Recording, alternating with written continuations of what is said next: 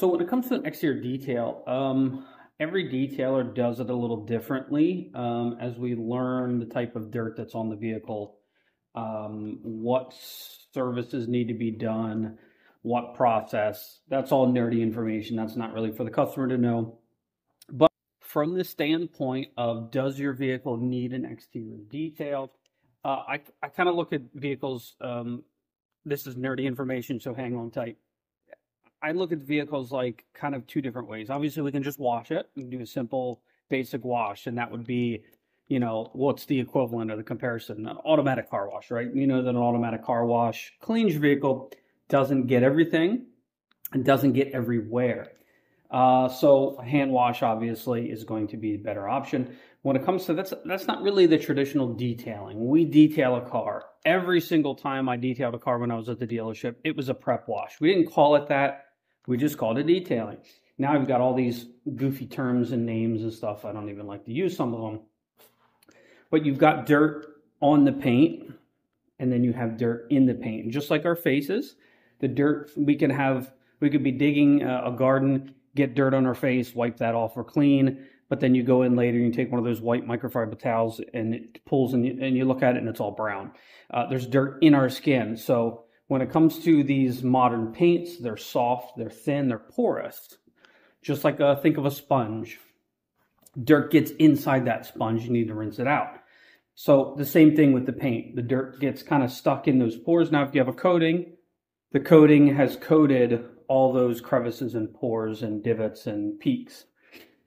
In this case, this truck is not ceramic coated. We're just doing an exterior detail, and there's kind of two ways to look at that exterior detail. We can just use the chemicals to break down the dirt on and in the paint, and it'll produce a really good result. And then occasionally, do we polish it? Do we not? In the old days, we called it buffing. I can take a brand new car and make it look shinier, but should we is kind of the question, right? Some detailers automatically just, the detail is the chemical wash and the polish. I usually try to separate them, mainly because for time's sake and for cost. Some people just don't understand the extra added cost and value of the polishing. So why do I want to make them do that, charge them for it? They don't understand it. I can explain it to them like, yeah, I don't care about scratches. Right, that's not where we're not going after the scratches, going after the dirt. Just to kind of give you an idea here, dirt in the paint. If there was no dirt in the paint, then this pad would still be looking like this pad. That's a new clean one. This one probably has 10 or 12 cars on it. Of course, I clean it when I use it or after I use it. So it's pretty dirty, and that's the dirt that comes out of the paint. And that's even after, because I never polish a vehicle unless I've done the prep wash. The prep wash is a multi-chemical process to break down the dirt that's on and in the paint. The hand wash will get the dirt on the paint, but not in it. And we use those multi-chemical step washes to break the dirt down. Once we get it back to the dry bay, it will actually look incredibly glossy. That's most of the work. Then we take the machine, polish it up, and bang, all of a sudden that sucker pops out and is even shinier.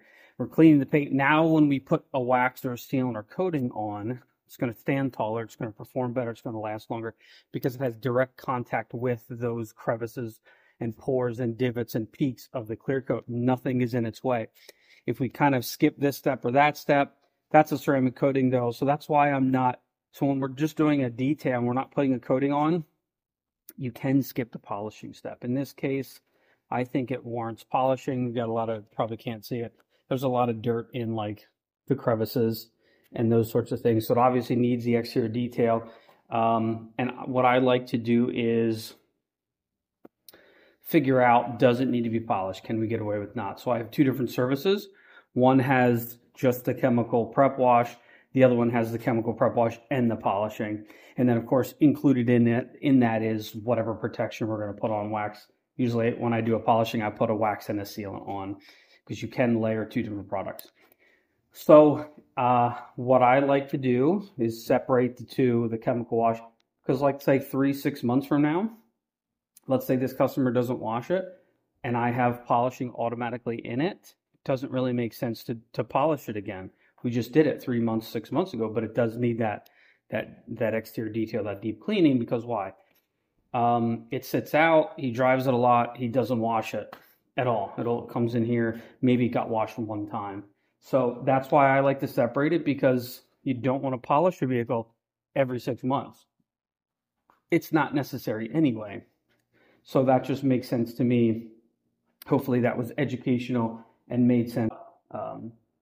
I know I'm a nerd and I do ramble, but you're just gonna have to deal with it. So this was just educational. So that makes sense to me. That's how I do it. Hopefully that makes sense to you.